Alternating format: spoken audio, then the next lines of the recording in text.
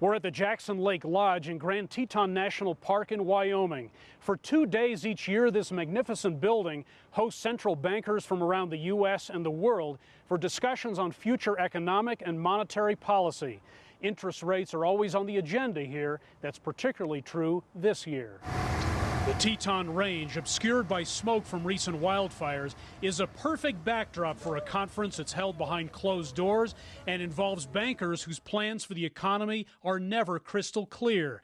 But in recent years, the U.S. Federal Reserve Board, charged with setting interest rates, has sent more frequent signals about whether those rates will go up or down. They're not in the business of hiding, they're in the business of now telegraphing their intentions so that markets don't overreact when it does occur. They want a smooth transition to the next phase of the business cycle. Jack Strauss of the University of Denver says with interest rates at historic lows in the U.S., it's just a matter of time before they're raised. And possible change. Federal Reserve Chair Janet Yellen could signal a rate hike in a speech to the Economic Symposium later this week. The Federal Reserve has become a major issue for everyone that cares about jobs and wages. And Sean Sebastian is strongly against a rate increase. What democracy looks like! For a second year, he and fellow members of the Fed Up coalition will argue that a hike would hurt people of color the most, who they say were left behind by the economic recovery. We feel that it's important for people who are being tremendously impacted by these conversations to be part of the table,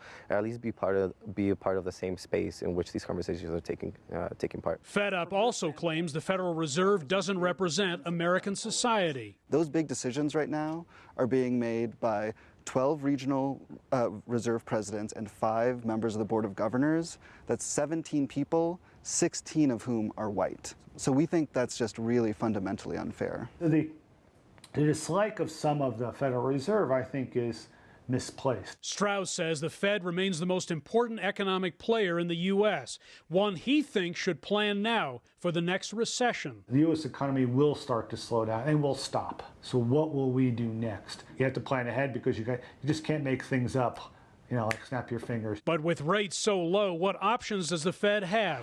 And how clearly will it address that issue here in Wyoming? The next 2 days will be very busy. As a symposium kicks off on Thursday, some Federal Reserve presidents and governors will meet with members of the Fed Up coalition to hear their concerns. That's very unusual. Then on Friday morning, Fed Chief Janet Yellen will deliver her long-awaited remarks. Investors and many others around the world will be paying close attention. Hendrik, Sybrandy, CCTV, Jackson Hole, Wyoming.